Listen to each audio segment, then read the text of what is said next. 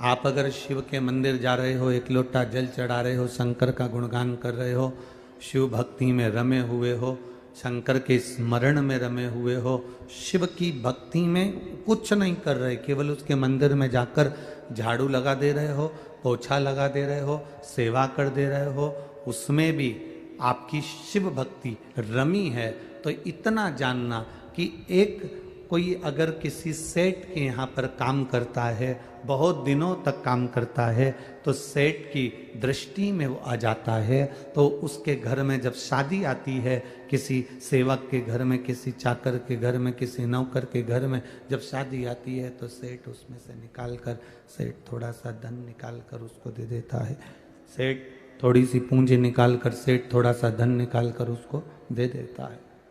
सेठ जब धन निकाल कर उसको देता है कि तेरे यहाँ शादी है, इसको कर लीजिए, ये धन ले जाओ, इसमें ये शादी पूरी कर लो।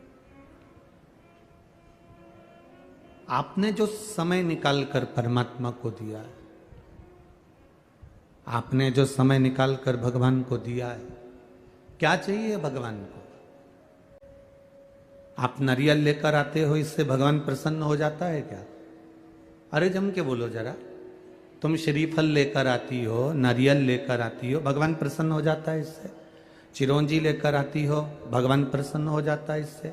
मिठाई का 1 किलो का डब्बा लेकर आती हो, तो क्या भगवान प्रसन्न हो जाता है इससे? तुम ढेर सारा फल फूल लेकर आओ, तो क्या भगवान प्रसन्न हो जाता है इससे? भगवान गुरु और गोविंद, गुरु और महादेव, अगर सच्चा गुरु है, सच्चा गुरु, गुरु गोविंद, गुरु महादेव, गुरु और भगवान तुम्हारी वस्तु से कभी प्रसन्न नहीं होते। गुरु और भगवान, तुमने जो गुरु को समय दिया है, जो तुमने परमात्मा को समय दिया है, गुरु और भगवान उस समय को अपना जानकर तुम पर कृपा कर देते हैं और प्रसन्न हो जाते हैं। वो धन से या वस्तुओं से प्रसन्न नहीं हो। वो धन और वस्तुओं की प्रसन्नता उसकी नहीं रहती है। हम भगवान को अगर समय दे रहे हैं, आज आप लोग यहां पर आए हो, पूरी चैनल वाले तो क्या हम कहें, इन लोगों को बोलेंगे कि ये रोड पर आप लोग बैठे हुए, पूरी रोड पर लोग बैठे हैं। यहां से लगभग आधा किलोमीटर दूर तक ऐसे चले जाओ और आधा पौन किलोमीटर 1 किलोमीटर दूर तक इधर चले जाओ, जितने लोग पंडाल के अंदर बैठे हैं उससे ज्यादा पूरी रोडों पर लोग, चारों तरफ की रोडों पर बैठे हुए हैं। इतना भक्त है चारों तरफ की रोड पर। रोड को छोड़ दो, छोटी छोटी गलियां जिसमें माइक की आवाज भी नहीं जा रही होगी, उस गलियों में भी लोग बैठे हुए हैं। जिस गलियों में गाड़ियां नहीं घुस पाती, उसमें लोग भक्त उसमें बैठकर कथा सुन रहे हैं। क्या दिया है आपने परमात्मा को? क्यों आए हो यहां पर कथा सुनने के लिए?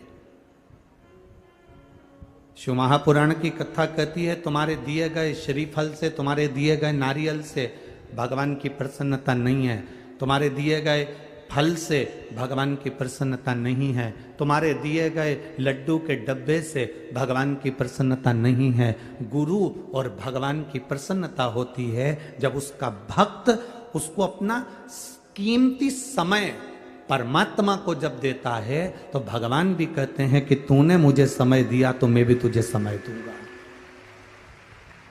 तूने आज मुझे समय दिया है, एक दिन आएगा तो मैं तुझे समय दूंगा।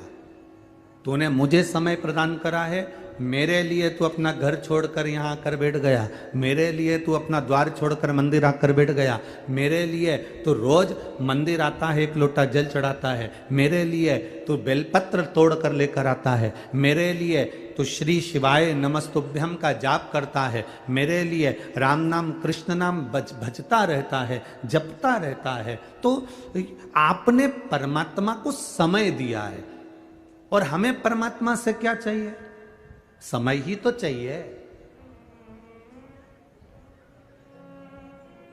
जब कोई विषम परिस्थिति में फंस गए, एक्सीडेंट हो गया, वेंटिलेटर पर पड़े हो, कोई तकलीफ आ गई, आईसीयू में पड़े हो, तब तुम भगवान से क्या प्रार्थना करोगे? तुम्हारे परिवार वाले क्या बोलेंगे भगवान से? भगवान इनकी उम्र बढ़ा देना, भगवान ऐसी कृपा करना, भगवान इनकी लंबी उम्र कर देना, मेरे सुहाग की उम्र लंबी कर देना, इन बच्चों के पिता की उम्र लंबी कर देना, भगवान कृपा करना, इनको थोड़ा समय और दे दो परमात्मा, इनको समय दे दो परमात्मा, थोड़ी उम्र और बढ़ा दो परमात्मा। हम भगवान से मांगते क्या है? हम मांगते हैं इनकी उम्र बढ़ा दो, इनका समय और बढ़ा दो, इनकी उम्र बढ़ा दो। तो भगवान भी कहता है तूने मेरी कथा में समय दिया था, इसलिए अंत समय में जब तकलीफ में होगा तो मैं तुझे समय दूं।